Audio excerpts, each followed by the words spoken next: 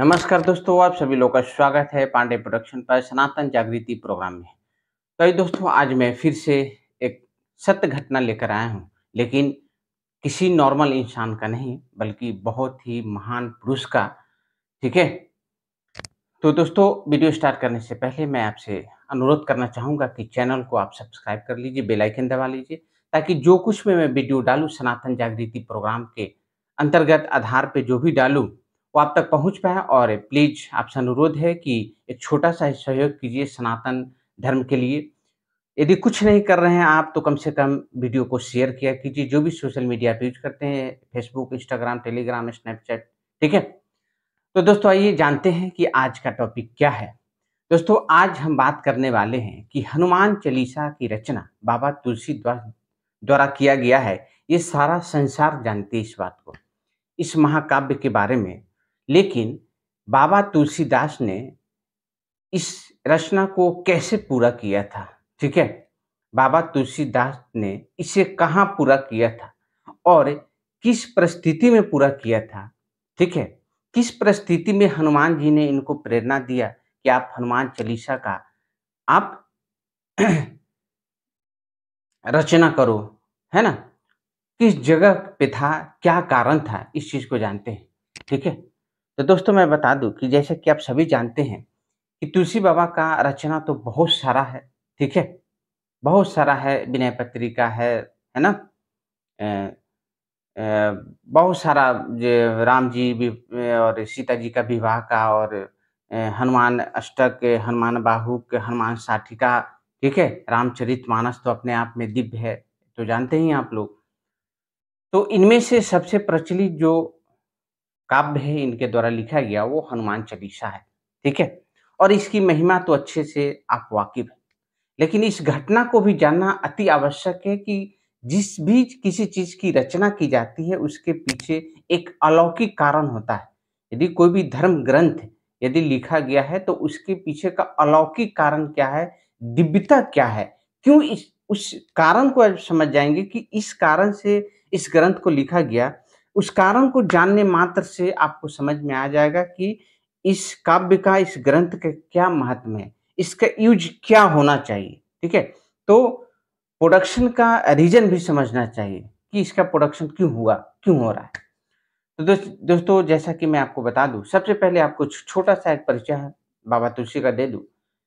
1532 में उत्तर प्रदेश के राजापुर गाँव में इनका जन्म हुआ था। इनका अधिकांश जीवन कहे तो 85% जीवन इन्होंने वाराणसी में गुज़ार दिया। और आज के समय में जो आप तुलसी घाट के नाम से जिस घाट पे जाते हैं, बहुत ही प्रचलित घाट है, विख्यात घाट है। ये बाबा तुलसी जी के नाम से ही पड़ा है, तुलसी घाट। ठीक है? उसी घाट पे वो स्नान आदि वगैरह किया करते थे। ठीक है?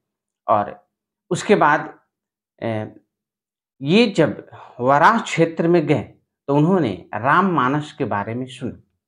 जब राममानस के बारे में उन्होंने सुना, तब जाकर इनकी आध्यात्मिक सफ़र शुरू है। ठीक है? बाबा तुलसीदास जी के जीवन में आध्यात्मिक जो जीवनी है, शुरू होने का रीज़न है कि जब वो वाराह क्षेत्र में गए, तो उन्होंने राममानस के बारे में सुना। तब से वो आध्यात्मिक पथ पर चले गए, साधु बन गए। और उसके बाद उन्होंने हनुमान जी और राम जी और महादेव की कृपा से उन्होंने रामचरितमानस का रचना किया। ठीक है? दोस्तों, ये रहा छोटा-सा परिचय। ठीक है? अब आइए जानते हैं कि हनुमान चालीसा का जो रचना है, कब, किस परिस्थिति में, कैसे हुआ? बात है दोस्तों अकबर के शासनकाल का। एक टाइम था जब अकबर शासन करते थे। ठीक है? तो जब राजा-महाराजा शासन किया करते थे, तो उनके क्षेत्र में जो कवि हुआ करते थे, बड़े-बड़े कवि या फिर बड़े-बड़े संत, उनसे वो अपने जीवन के बारे में लिखवाया करते थे ग्रंथ के रूप में, ताकि उनके न रहने पे उनके बारे में लोग जान सकें, उनको भुला ना सकें। तो इसी कारण से एक बार अकबर ने बाबा तुलसीदास जी के बारे में जाना-सुना कि एक संत रहते हैं जो अपने आप को बहुत, उनके बारे में लोग ऐसा बोलते हैं कि हनुमान जी के और प्रभु राम के बहुत बड़े भक्त हैं और सच्चे संत हैं, बहुत बड़े पहुँचे हुए फ़कीर हैं। अकबर ने सुना था। एक दिन उन्होंने अपने दरबार में बाबा तुलसीदास जी को बुलाया। तुलसी बाबा आए, तो अकबर ने कहा कि आप मेरे नाम पे ग्रंथ लिखो, मेरे बारे में उसमें पूरा वर्णन करो ढंग से। इस बात को देखकर जो संत सच्चे संत हैं, उनका जीवन हमेशा परहित में होता है और परहित में क्या, परम ब्रह्म के लिए उनका जीवन होता है। उनके दृश्य में, उनके भाव में बस परम ब्रह्म ही होता है ना? तो उन्होंने ऐसा बोला कि आप मेरे बारे में ग्रंथ लिखो। बाबा तुलसी ने सीधे शब्दों में मना कर दिया कि मैं ऐसा नहीं करूँगा। उनको ये उचित नहीं लगा बाबा तुलसी को, क्योंकि ये ऐसा इंसान, इसके बारे में मैं ग्रंथ लिख दूँ और बाबा तुलसी के द्वारा किसी के बारे में लिखा जाए, तो दिव्यता अलौकिक से भरा हुआ रहेगा। झूठा तो कहीं रहेगा नहीं। यदि गलत है तो वो गलत ही रहेगा। ठीक है? उन्होंने मना कर दिया सीधे शब्दों में कि मैं ये कार्य नहीं करूँगा। अकबर ने ऐसा सुनने पर क्या उनको, बाबा तुलसी को अपने कारागार में डाल दिया। ठीक है? बंदी बना लिया। अब बाबा तुलसी बुरी तरह से फँस गए थे, राजा के चुंगल में फँस गए थे, कारागार में डाल दिए गए थे। अब उन्हें पता नहीं कि उनको अब कब छोड़ा भी जाएगा या फिर मौत के घाट उतारा जाएगा, इस बात की उन्हें कोई जानकारी थी नहीं। ठीक है?